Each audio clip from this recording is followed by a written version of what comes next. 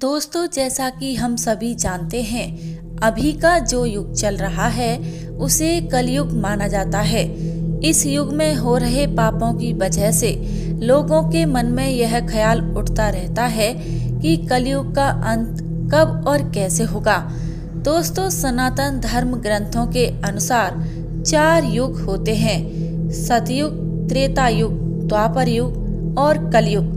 हर युग का समय निर्धारित किया हुआ होता है। जब युग का निर्धारित किया हुआ समय पूर्ण हो जाता है तब युग परिवर्तन होता है। युग परिवर्तन के अनुसार सब कुछ बदल जाता है।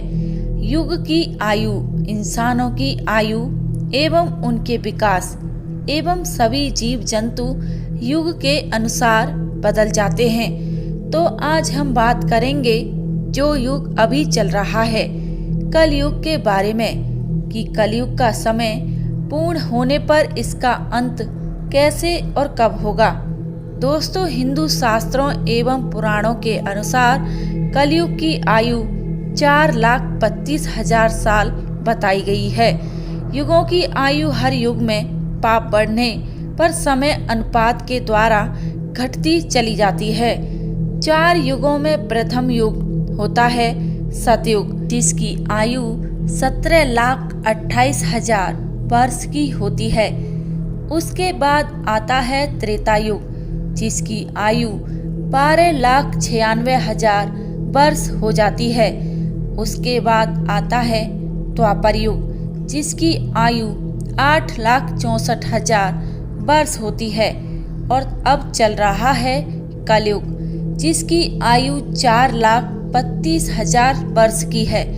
शास्त्रों में सबसे पहला और सबसे बड़ा युग सतयुग माना गया है। यह 17,28,000 वर्ष का होता है। इसमें मनुष्य की आयु करीब 1,00,000 वर्ष के आसपास बताई गई है और उसकी लंबाई 32 फीट होती थी। इस युग की मुद्रा रत्नमय और पात्र स्वर्ण के थे। इस युग में पाप 0% और पुण्य 100% हुआ करता था। सतयुग के बाद दूसरा बड़ा युग त्रेता युग है। इस युग में मनुष्य की आयु 10,000 वर्ष होती थी। मनुष्य की लंबाई 21 फीट होती थी। इस युग में भगवान राम ने अवतार लिया था। इस युग में भगवान राम ने रावण का वध किया था। इस युग की मुद्रा स्वर्ण और पात्र चांदी के थे। त्रेता युग में पाप 25% और पुण्य 75% था। तीसरा युग, जिसे द्वापर युग कहा जाता है, इसकी आयु करीब 8,64,000 वर्ष थी और इसमें इस युग में मनुष्य की लंबाई 11 फीट हुआ करती थी। इसी युग में भगवान राम ने श्री कृष्ण के अवतार में कंस का संहार किया था और महाभारत काल भी इसी युग में चला था। इस युग की मुद्रा चांदी और पात्र तांबे के थे। द्वापर युग में पाप की मात्रा बढ़कर आधी हो गई थी। उस समय पाप 50% और पुण्य भी 50% हो गया था।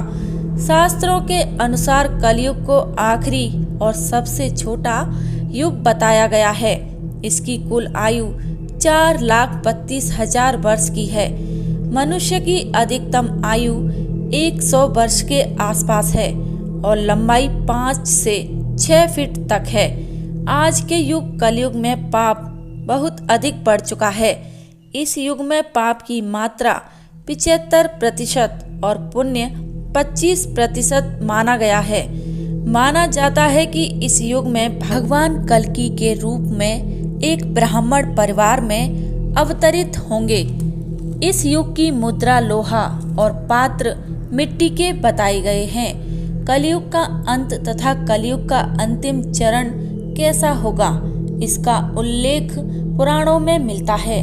तो चलिए जानते हैं कि कलयुग का अंत एवं उसका अंतिम चरण कैसा होगा।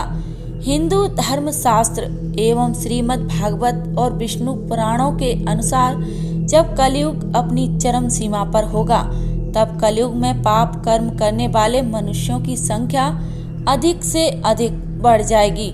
तब इस संसार में अधर्म का साम्राज्य तेजी से बढ़ जाएगा।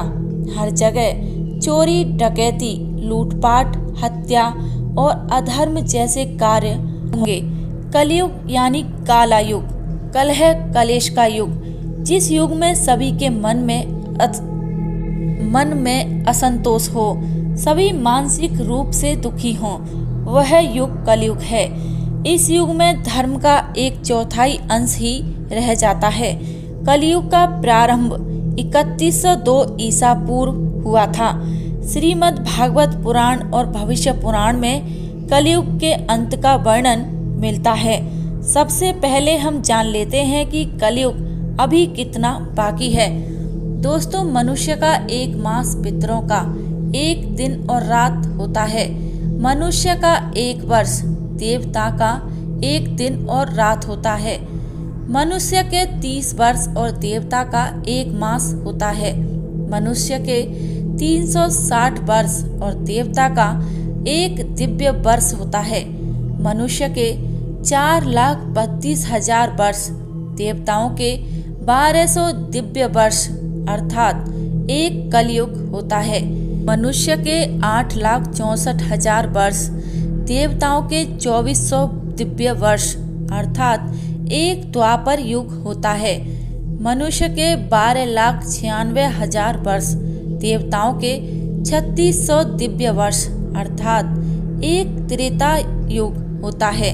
मनुष्य के 17,28,000 वर्ष अर्थात देवताओं के 4800 दिव्य वर्ष अर्थात 1 सतयुग होता है। इस महान से कलयुग का काल 4,32,000 वर्ष लंबा चलेगा। अभी कलयुग का प्रथम चरण ही चल रहा है। कलयुग का प्रारंभ 3102 ईसा पूर्व से हुआ था, जब 5 ग्रह मंगल, बुध, शुक्र, बृहस्पति और शनि इस राशि पर 0 डिग्री पर हो गए थे। इसका मतलब पहले की 3102 वर्ष और अभी 2023 चल रहा है। दोनों को जोड़ दिया जाए तो 5125 वर्ष ही होगा, अर्थात कलयुग अभी 5125 वर्ष ही बीता है। कलयुग के अंत में समाज हिंसक हो जाएगा। इंसान की हत्या करने में जरा भी नहीं हिचकिचाएंगे। कलयुग के अंत में स्त्रियां अपने पति की इज्जत नहीं करेंगी और पराये मर्दों से संबंध रखेंगी। जो बलवान और धनवान होगा उसी का शासन होगा। तब इंसानों की आयु 10 से 20 वर्ष रह जाएगी। मनुष्य 16 वर्ष की आयु में ही वृद्ध हो जाएंगे और स्त्रियां 8 से 10 वर्ष की आयु में ही गर्भवती होने लगेंगी। कलयुग के चरम में होने पर चारों वर्णों के लोग शूद्रों के समान हो जाएंगे। कलयुग में लोग शास्त्रों से विमुख हो जाएंगे। अनैतिक साहित्य की लोगों की पसंद हो जाएगा।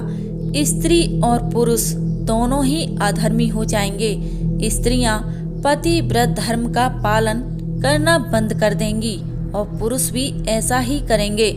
जब कलयुग का अंतिम समय आएगा, उस समय मनुष्य की लंबाई 4 से 5 इंच रह जाएगी और धरती का तापमान इतना होगा कि लोग गड्ढे खोद कर रहेंगे। पृथ्वी की भूमि के उपजाऊ अंश 5 से 7 फीट अंदर चले जाएंगे। भूमि पर अन्न का दाना ना के बराबर उगेगा। लोग भूख, प्यास और अकाल से दम तोड़ने लगेंगे। पृथ्वी लोक से सभी देवी देवता विलुप्त होकर अपने लोक चले जाएंगे एवं गंगा सहित भारत की सभी पवित्र नदियां सूखकर स्वर्गलोक चली जाएंगी। पुराणों के अनुसार विष्णु जी के 10वें अवतार कल्कि भगवान का जन्म होगा। भगवान विष्णु कल्कि अवतार में संसार से मात्र केवल 3 दिनों में ही पापियों का सर्वनाश करके पुनः धर्म की स्थापना करेंगे। जब कलयुग में सभी पापियों का सर्वनाश हो जाएगा, उसके बाद कलयुग के प्रभाव को खत्म करने के लिए पृथ्वी पर लगातार 12 वर्षों तक मोटी एवं मूसलाधार वर्षा तथा वज्रपात होगी, जिससे समस्त पृथ्वी जलमग्न हो जाएगी। तब फिर एक साथ 12 सूर्य उदय होंगे और जलमग्न हुई पृथ्वी जल सोख लेगी।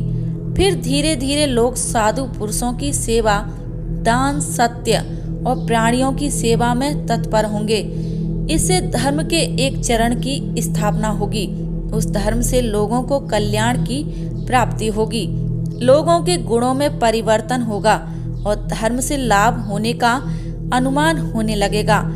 श्रेष्ठ क्या है? फिर इस बात पर विचार करने से धर्म ही श्रेष्ठ दिखाई देगा। जिस प्रकार क्रमशः धर्म की हानि हुई थी, उसी प्रकार धीरे धीरे धर्म को वृद्धि प्राप्त होगी और धर्म को पूर्ण रूप से अपना लेने से लोग सतयुग देखेंगे। तब फिर इस पृथ्वी पर नई भूमि और नए युग का निर्माण होगा, जो सतयुग के नाम से जाना जाएगा। तब इस संसार में फिर से जीवन यापन संभव होगा। दोस्तों, उम्मीद करते हैं इस वीडियो से कलयुग के अंत के बारे में थोड़ा ज्ञान तो अवश्य मिला होगा। धन्यवाद।